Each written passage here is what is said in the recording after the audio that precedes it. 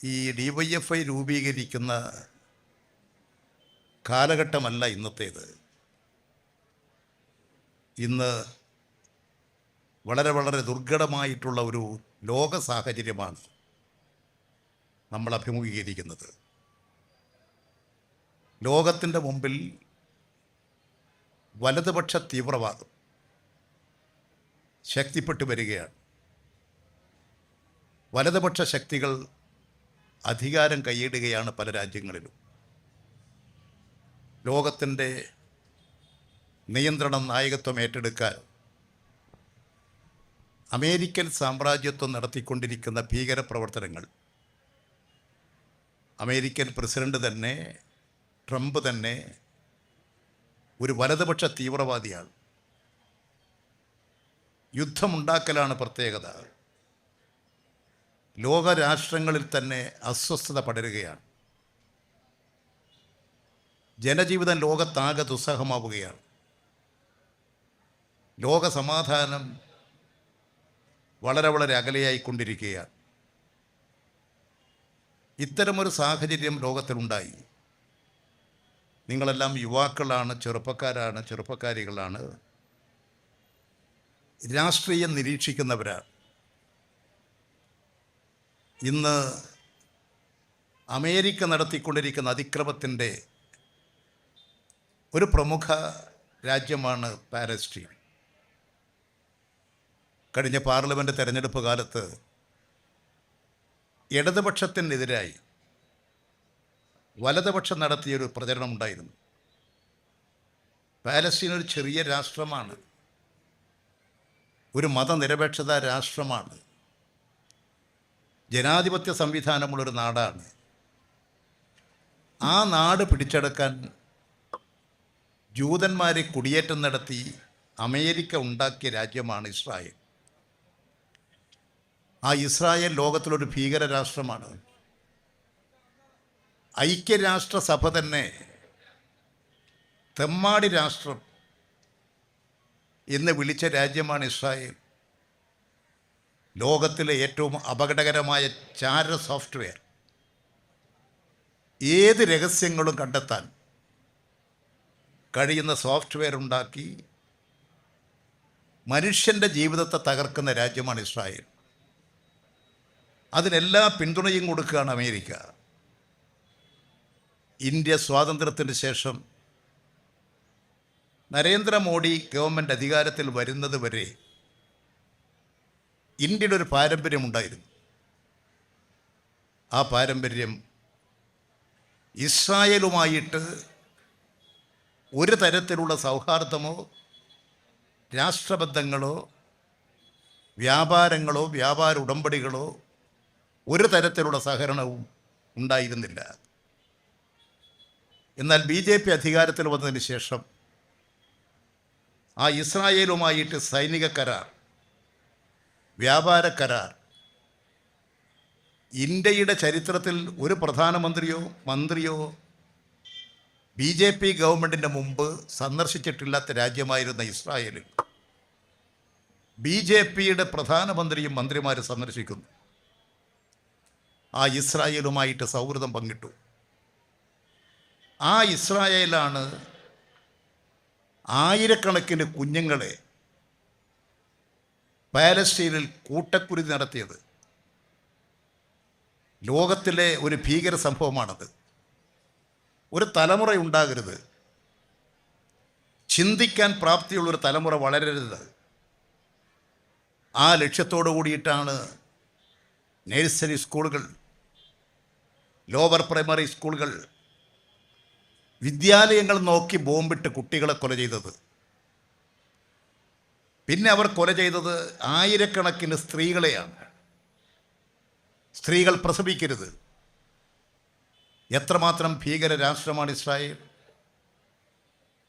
ആ ഇസ്രായേലുമായിട്ടാണ് ഇന്ത്യയുടെ ഭരണാധികാരികൾക്ക് ഗാഢമായ ബന്ധം. ഇന്ത്യയുടെ വിദേശ നയം എവിടെ എത്തിച്ചു? ഇതിന്ന് ലോകം അനുഭവിക്കുന്ന ഒരാപത്താണ്. ആ ആപത്ത് അമേരിക്ക തുടർന്നുകൊണ്ടിരിക്കുന്ന നയത്തിൻ്റെ ഭാഗമാണ്. ഇപ്പോൾ യുദ്ധത്തിൻ്റെ ഒരു ഭീകരതയിലാണ് ലോകമുള്ളത്. നമ്മുടെ ധാരാളം സഹോദരങ്ങൾ, പ്രത്യേകിച്ച് കേരളീയർ, അറബ് രാജ്യങ്ങളിലുണ്ട്. ദുബായിലും അബുദാബിയിലും മസ്കറ്റിലും ബഹറിലും സൗദിയിലും ഒക്കെ ഉണ്ട്. അവിടത്തേക്ക് ഇറാൻ്റെ റോക്കറ്റ് ആക്രമണമാണ്. ഇറാൻ ഒരു ജനാധിപത്യപരമായി ചിന്തിക്കുന്ന രാജ്യമായിരുന്നു. ആ ഇറാൻ്റെ ആത്മീയ നേതാവാണ് ആയത്തുള്ള ഖുമേനി.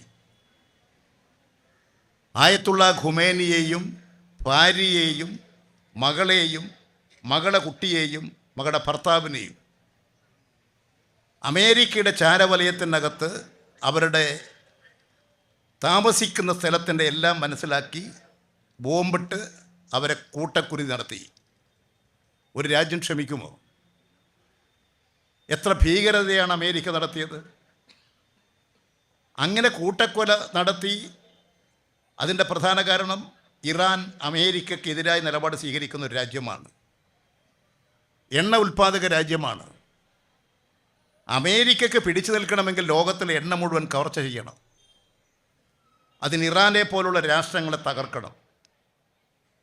അതിൻ്റെ ഭാഗമായി ഇറാന് നേരെ ആക്രമണം. ഇറാൻ്റെ ആത്മീയ നേതാവിനെയും ഭരണാധികാരിയെയും കശാപ്പ് ചെയ്യുന്നു. അതിനെ ചെറുക്കാൻ ഇറാൻ എടുക്കുന്ന നടപടിയാണ് അമേരിക്കൻ സൈനിക താവളമുണ്ട് ദുബായിൽ. ദുബായിക്ക് നേരെയല്ല ഇറാൻ്റെ ആക്രമണം, സൗദിക്ക് നേരെയല്ല, ബഹ്റിൻ ഗവൺമെൻറ്റിനോ ബഹ്റിലെ ജനങ്ങൾക്കോ എതിരെയല്ല. ഈ രാജ്യങ്ങളിലെല്ലാം സുശക്തമായ അമേരിക്കൻ സൈനിക താവളമുണ്ട്. ആ സൈനിക താവളങ്ങൾക്ക് നേരെയാണ് ഇറാൻ്റെ ആക്രമണം.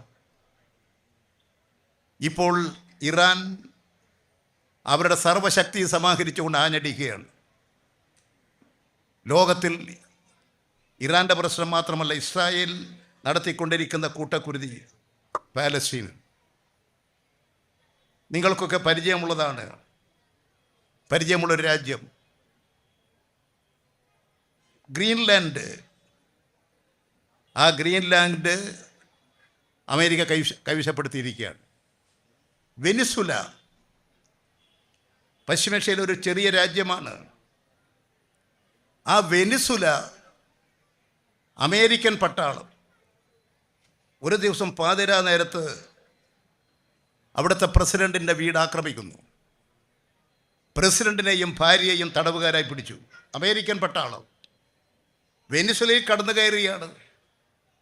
തെക്കേ അമേരിക്ക പശ്ചിമേഷ്യ ബന്ധപ്പെട്ട് കിടക്കുന്ന രാജ്യമാണത്. അവിടെ കടന്നു കയറി പ്രസിഡൻറ്റിനെയും ഭാര്യയെയും അമേരിക്കൻ പട്ടാളം പിടികൂടി കൈക്കും കാലിനും ചങ്ങല വെച്ചു. നേരെ കൊണ്ടുപോയി അമേരിക്കയുടെ ജയിലിനകത്താണുള്ളത്. ഒരു രാഷ്ട്രത്തിൻ്റെ ഭരണാധികാരിയെ ആർക്കാ ഇതിന് അധികാരമുള്ളത്?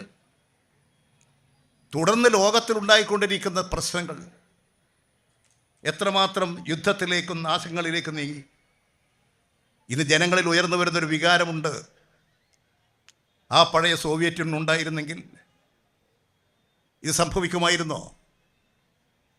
അമേരിക്കയുടെ വലതുപക്ഷ മേധാവിത്വം സ്ഥാപിച്ചെടുക്കാൻ ആദ്യം ഇടതുപക്ഷത്തെ തകർക്കണം, സോഷ്യലിസത്തെ തകർക്കണം. ആ ലക്ഷ്യം നിർവഹിച്ചുകൊണ്ട് ലോകത്തിൻ്റെ മുമ്പിൽ വലതുപക്ഷ തീവ്രവാദം ശക്തിപ്പെടുകയാണ്. ഇത് പശ്ചിമേഷ്യയിലും മധ്യ അമേരിക്കയിലും യൂറോപ്പിലും മാത്രമല്ല, ഇന്ത്യയിലും ഓരോ സംസ്ഥാനങ്ങളിലും അത്തരമൊരു സാഹചര്യമാണ് സൃഷ്ടിക്കുന്നത്. ഇത്തരത്തിലുള്ള തെറ്റുകളെ ചോദ്യം ചെയ്യുന്നത് ഇടതുപക്ഷമാണ്. ആ ഇടതുപക്ഷത്തെ തകർക്കാനുള്ള ഹീനമായ നീക്കം നടക്കുകയാണ്. യുവത്വം അതിനെതിരായി പ്രതികരിക്കുന്നുണ്ട്. യുവാക്കൾ പ്രതികരണത്തോടുകൂടി മുന്നോട്ട് വരണം. ഇതിനെ ചെറുത്ത് പരാജയപ്പെടുത്താൻ ലോകത്തിന് കഴിയാതെ വന്നാൽ ഒരു ഫാസിസ്റ്റ് ലോകമായിരിക്കും. ഹിറ്റ്ലറെയും മുസോളിനിയെയും തോൽപ്പിച്ച പാരമ്പര്യമുള്ള ലോകമാണ്. ആ ലോകം ആ ദൗത്യം നിർവഹിക്കേണ്ട ഒരു കാലഘട്ടത്തിലേക്കാണ് നീങ്ങുന്നത്. വലതുപക്ഷ തീവ്രവാദം ശക്തിപ്പെടുന്നു. ഇടതുപക്ഷത്തെ ദുർബലപ്പെടുത്താനുള്ള നീക്കം നടത്തിക്കൊണ്ടിരിക്കുന്നു. ഈ ലോക സാഹചര്യത്തിലാണ് ഇന്ത്യ നിലനിൽക്കുന്നത്.